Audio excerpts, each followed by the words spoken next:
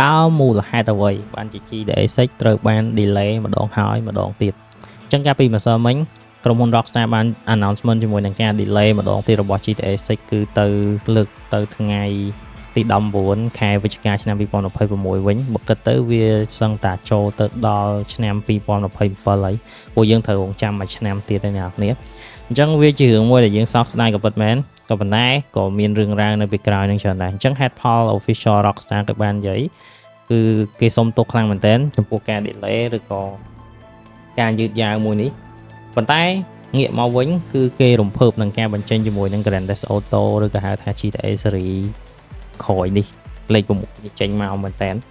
ក្រុមការងារគេគឺរស់រាន់ទាំងធីមទាំងមូលគឺព្យាយាមអត់ធ្មត់ខំប្រឹងធ្វើការងារខ្លាំងមែនតើដែលការផ្ដោតទៅលើ GTA 6នេះក៏មិនមែនតិចដែរខណៈពេលដែលគេកំពុងតែព្យាយាមក្នុងការបញ្ចប់ហ្គេមហ្នឹងឲ្យរួចរាល់ជាលក្ខណៈមួយដែលថាល្អសឹងតាគេចង់ឲ្យឥតខ្ចោះហ្មងអ្នកនរគ្នាដឹងស្រាប់ហើយជាមួយនឹងក្រុមហ៊ុន Rockstar គឺជាក្រុមហ៊ុនធំមួយដែលមាន franchise game ល្បីៗដូចជា Red Dead Redemption ជាមួយនឹង GTA ហើយជាមួយនឹង game ផ្សេងទៀតក៏ប៉ុន្តែ brand name ដែលធំជាងគេមកអស់ហ្មងគឺ Grand Theft Auto ឬក៏ហៅថា GTA ហ្នឹងហើយអញ្ចឹងតាក់ទងជាមួយនឹងអារម័រឬក៏រឿងរ៉ាវពីក្រោយសាច់រឿងហ្នឹងខ្ញុំនឹងបកស្រាយអ្នកគ្នានៅពេលក្រោយក៏ប៉ុន្តែឥឡូវយើងមកដឹងជាមួយនឹង official ចឹង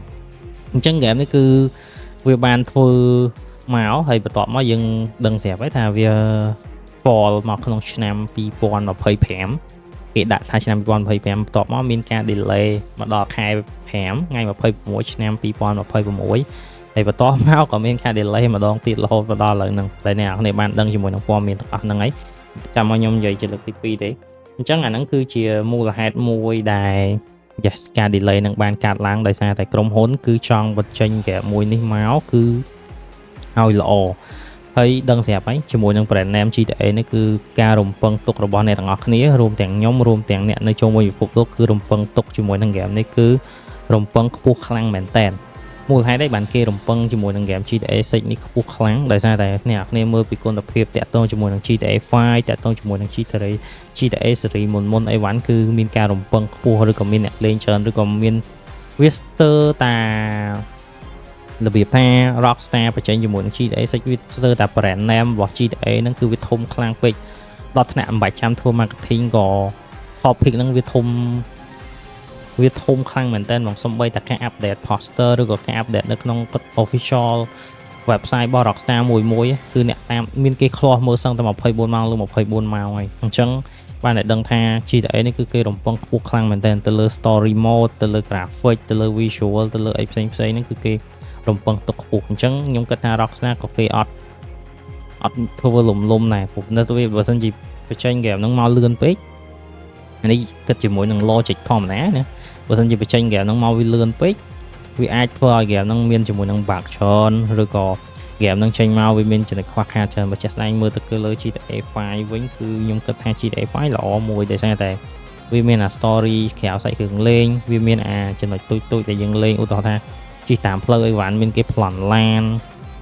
មាន mission ឲ្យយើងជួប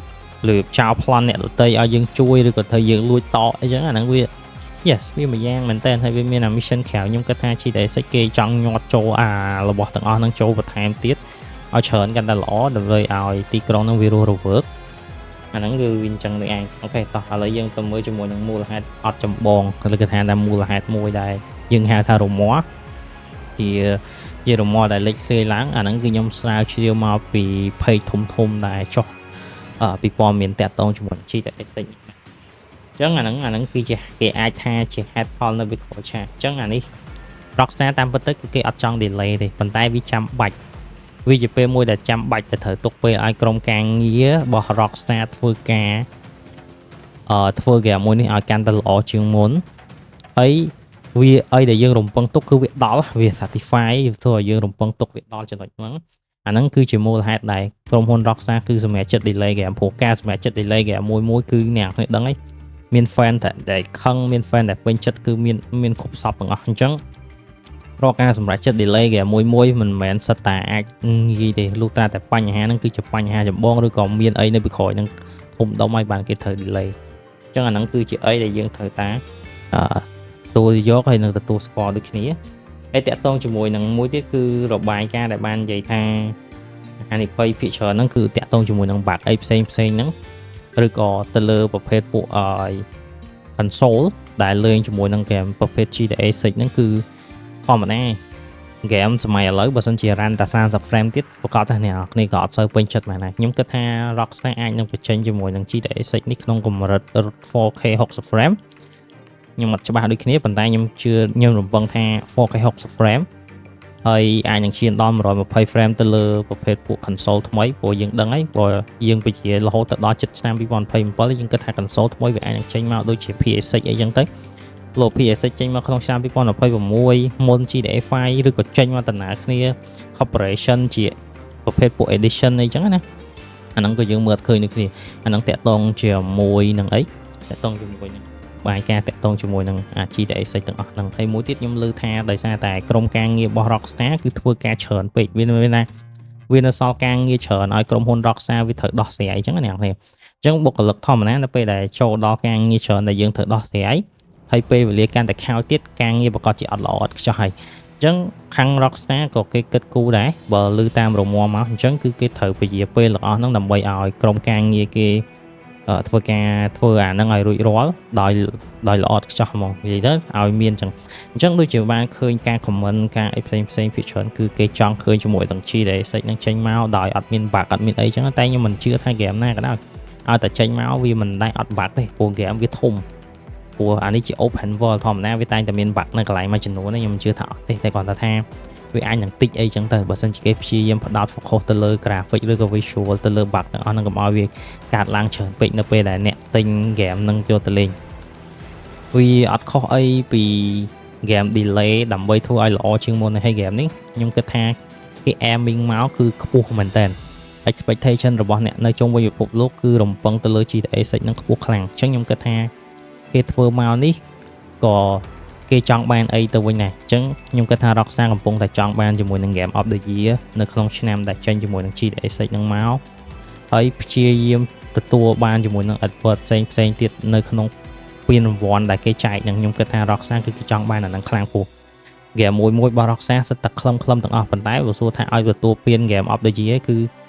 Rockstar អត់ងាយទទួលបានទេអញ្ចឹងខ្ញុំគិតថា Rockstar ធ្វើលើកនេះគឺចាយមកអស់ដៃទាំងថវិកាទាំងពេលវេលាទាំងដើមទុនអីដើម្បីទទួលបានជាមួយនឹង award ទាំងអស់ហ្នឹងមកហើយខ្ញុំក៏ជឿជាក់ថានៅពេលដែល game ហ្នឹងចេញមក game នេះក៏អាចជាប់ជា Game of the Year ដែរខ្ញុំអត់គិតថាមាន game ផ្សេងដែលអាចជាប់ Game of the Year ជាង